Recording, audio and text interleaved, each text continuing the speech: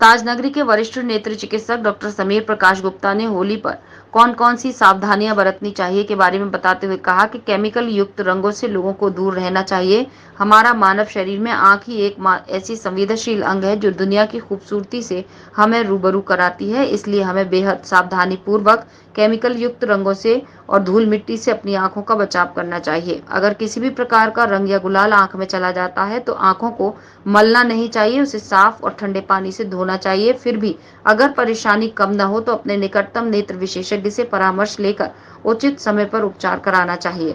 उन्होंने बताया कि लॉयंस क्लब ऑफ आगरा की ओर से होली के बाद प्रतिदिन 2 मरीजों का नेत्र ऑपरेशन भी नेत्रालय में निःशुल्क किया जाएगा। देखिए, सबसे पहले मैं तो सभी लोगों को होली की हार्दिक बधाई और शुभकामनाएं देना चाहूँगा। होली एक सौहार्दपूर्ण और एक खुशी का त्यौहार है, मिलजुल के मनाने वाला, और इसमें रंग और पानी दोनों का मिश्रण हो जाता है तो वो और भी बढ़िया हो जाता है। बस इसमें यही है कि जिस तरीके से खेला जाता है तो उसमें कभी कभी कुछ लोगों को नुकसान हो जाते हैं, स्किन में, आँख में या कहीं और चोट वगैरह लगने की वजह से, तो उसको लेके कुछ प्रिकॉशंस ज़रूर लेने चाहिए। उनमें से अगर हम आँख की बात करें तो आँख इसलिए थोड़ा सा ध्यान देने लायक अंग है क्योंकि आँख बहुत ही डेलिकेट चीज़ है और प्रोटेक्शन तो है उस पर, जो पलक होती है वो आँख को बचा के रखती है, बट अगर आप कुछ प्रिकॉशन रखेंगे तो बेटर रहेंगे। बेसिकली आँख एक ऐसा अंग है जिससे कि आप दुनिया की सुंदरता को देखते हैं, लेकिन उसमें किसी प्रकार का कोई व्यवधान ना आए और आँख में कोई प्रॉब्लम ना हो, उसके लिए मैं कुछ चीज़ों को ज़रूर बताना चाहूँगा कि जब भी कभी आप रंग डाल रहे हों तो कोशिश करें कि वो चेहरे पर अगर जा रहा है तो आँख पर ना जाए, और कोशिश करें कि अगर बाई चांस आँख में रंग चला गया है तो आँख को रगड़ें या मसलें नहीं। कभी कभी आँख के अंदर रंग जाने के बाद अंदर पलक पर या सफ़ेद झिल्ली में जम जाता है और अगर आप उसे रगड़ देंगे तो उस जगह पर घाव हो जाता है। इसमें 2 तरीके के इन्फेक्शन हो सकते हैं या घाव हो सकते हैं। अगर पलक में घाव होता है या सफ़ेद झिल्ली में, वो तो उतना नुकसानदायक नहीं है, लेकिन कई बार जो काली वाली पुतली होती है उस पर अगर निशान बन जाता है या घाव हो जाता है तो उसकी वजह से पुतली पर सफ़ेद निशान बन सकते हैं जो कि लंबे समय के लिए या परमानेंटली आँख की रोशनी को नुकसान कर सकते हैं।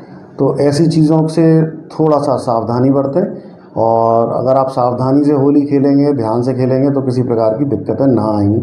जो भी रंगों का प्रयोग कर रहे हैं क्वालिटी वाइज अच्छी चीज़ों का प्रयोग करें और होली सौहार्दपूर्ण वातावरण में मनाएं, और खींचातानी ना करें, ज़बरदस्ती ना करें। और फिर भी अगर किसी की आंख में कोई चोट लग जाती है या रंग चला जाता है तो आंख को रगड़ें, मसले नहीं।